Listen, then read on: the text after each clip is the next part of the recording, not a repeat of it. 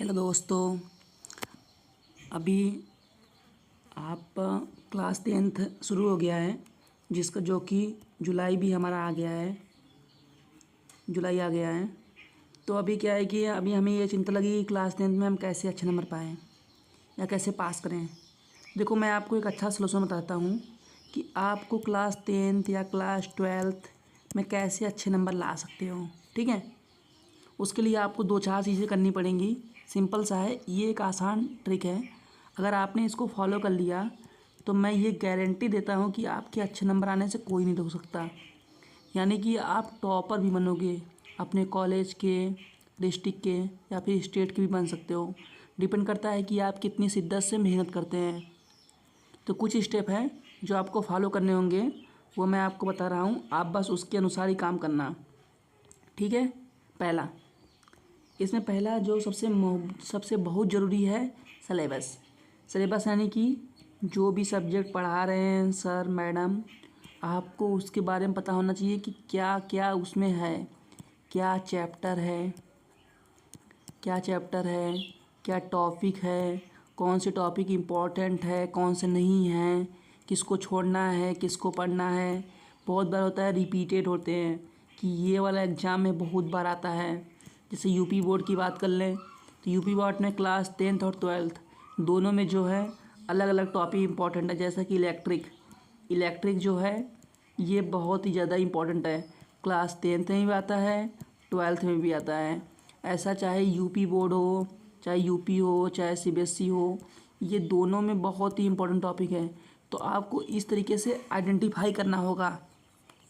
ठीक, आपको सिलेबस पता होना चाहिए कि कौन सा हमें पढ़ना है, कौन सा नहीं पढ़ना। अब दूसरी बात आती है कि दूसरा क्या कर सकते हैं हम।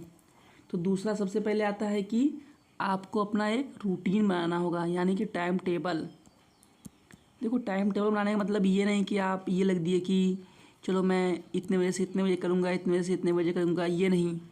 आपको टाइम टेबल मतलब है कि मैं अगर मॉर्निंग में उठता हूँ तो मॉर्निंग में एक सब्जेक्ट पढ़ूँगा, सब्जेक्ट को रीड करूँगा। वो रीडिंग आप किसी भी सब्जेक्ट का जो भी आपको वीक लगे वो उसका कर सकते हो। ठीक, अगर अगर आपका, तो आपको रूटीन सेट करना है इस तरीके से मॉर्निंग का।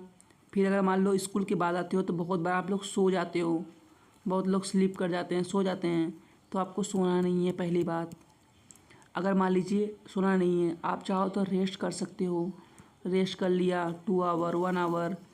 या फिर अगर आप कोचिंग नहीं जाते तो रिवाइज कर सकते हो जो पढ़ा था। पर आपको सोना नहीं है, स्लिप नहीं करना। आपको आफ्टरनून का बहुत अच्छी तरीके से प्रयोग करना है। इसके लिए सबसे बेस्ट तरीका है कि आप क्या करो, जो स्कूल में पढ़ाए हैं ना, जो डेली स्कूल में पढ़ाते हैं उसका रिवाइज कर लो। इससे आपको बर्डन नहीं पड़ेगा। रिवाइज करने का मतलब ये है कि आपने कॉपी खोला, उसको एक बार पढ़ लिया। ओके। अब आप इवनिंग में क्या कर सकते हो। इवनिंग में अगर आप कोचिंग जाते हो तो कोचिंग जा सकते हो, नहीं तो आपको कोचिंग की भी कोई नीड नहीं है। आप सिंपल सा क्या करो, आप कोई एक गेम खेल सकते हो अगर आपके पास है तो।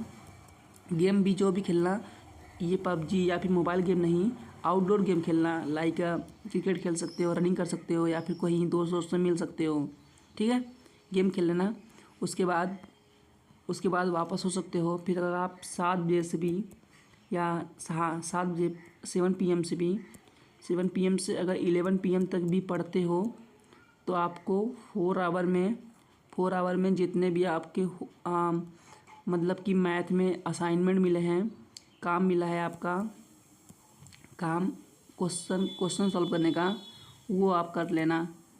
क्वेश्चन सॉल्व करने वाला काम कर सकते हो कि कोई फिजिक्स का न्यूमेरिकल लगा लिया, मैं फिजिक्स लगा लिया, यानी कि साइंस का लगा लिया, साइंस के क्वेश्चन सॉल्व कर लिए।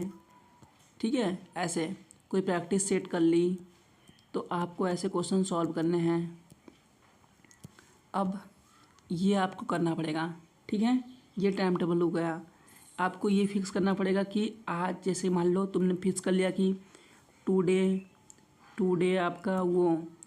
आपका मेरा ये चलेगा, साइंस चलेगा।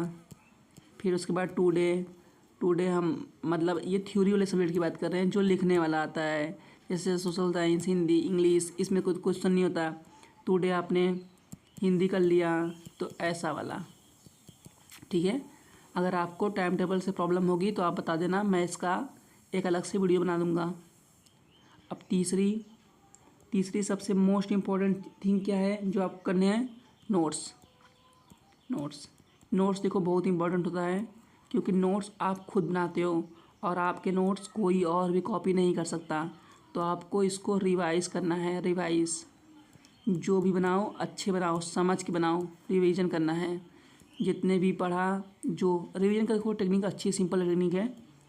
आपको जो डेली स्कूल में पढ़ाते हैं, डेली जो पढ़ा मतलब जो आप पढ़ते हो उसको घर आके पढ़ लो।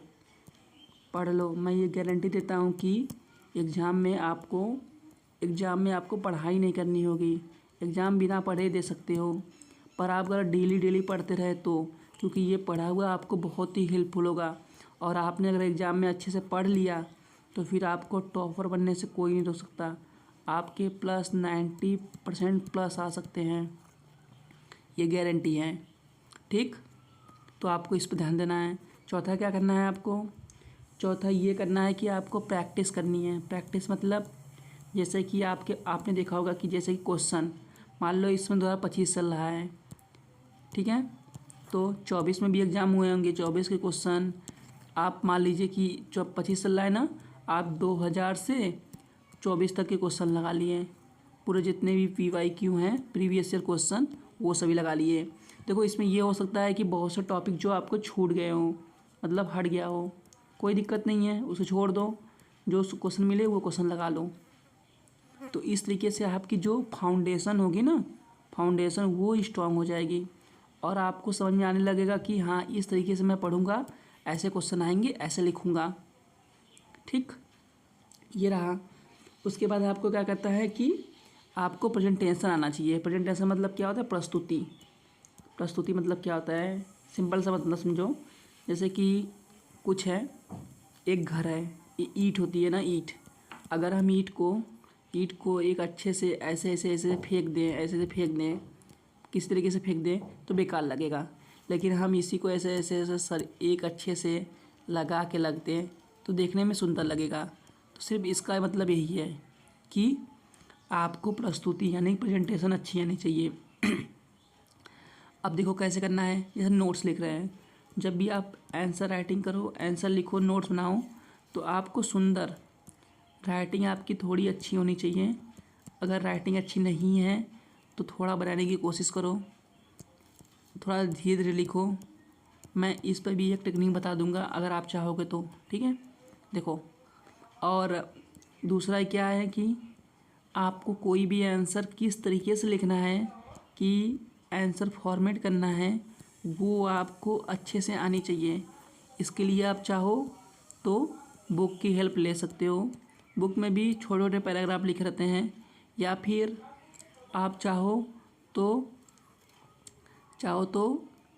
देखो मैं बता देता हूँ।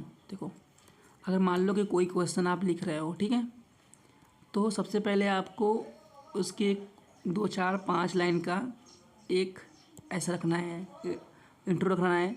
उसके बाद गैप देना है, क्योंकि इस तरीके से गैप देना है कि पढ़ने वाले को बर्डन ना लगे। तो आपको हमेशा ये गैपिंग बना के रखनी है, एक सुंदर तरीके से लिखना है कि जो पढ़े उसको भी अच्छे लगे। तो इन बातों पर आपको ध्यान देना है, ठीक। अब सबसे मोस्ट ज़रूरी बात, 6वां, टाइम जो हम वेस्ट करते हैं, आपको टाइम वेस्ट नहीं करना है। टाइम वेस्ट का मतलब क्या हुआ? पढ़ते रहे, उसके बाद आपने यूट्यूब खोल लिया, या आपके इंस्टाग्राम हैं, इन सब चीज़ों पर देखो। ये चीज़ें अच्छी होती हैं, पर कब? जब आप एक अच्छे प्लेस पर हो, एक अच्छे सेटल हो, तब ठीक होता है कि चलो दिन भर काम कर लिया, थक गए हैं, एकदम मन नहीं लग रहा, तो ठीक है चलो थोड़ा मनोरंजन कर लिया। पर इन सब पर लिमिटेशन लगाओ। ये सब लिमिटेशन के लिए ज़रूरी है कि हाँ मुझे ये चलाना है ना, मैं सिर्फ 20 मिनट यूज करूँगा। तो इस तरीके से आपको लिमिटेशन, और मैं कहूँगा ये इंस्टाग्राम, ये फेसबुक, ये व्हाट्सएप, व्हाट्सएप तो मान लो वो तो ठीक है, उस पर उतना कुछ नहीं होता, पर ये सबको हटा दो अभी तक, जब तक हम एग्ज़ाम नहीं हो जाते हैं। एग्ज़ाम जब हो जाए, तुम्हें टाइम मिल जाए, उसके बाद तुम को यूज करना, कोई तुम्हें नहीं बोलने वाला, ठीक है। सातवां, देखो सातवां सबसे मोस्ट इम्पोर्टेंट क्या है, हेल्थ। क्योंकि आप जानते हो कि जब हमारी बॉडी ठीक होगी तभी हमारा पढ़ने लिखने सब कुछ में मन लगेगा, बिना उसके कुछ होने वाला नहीं है, ठीक है।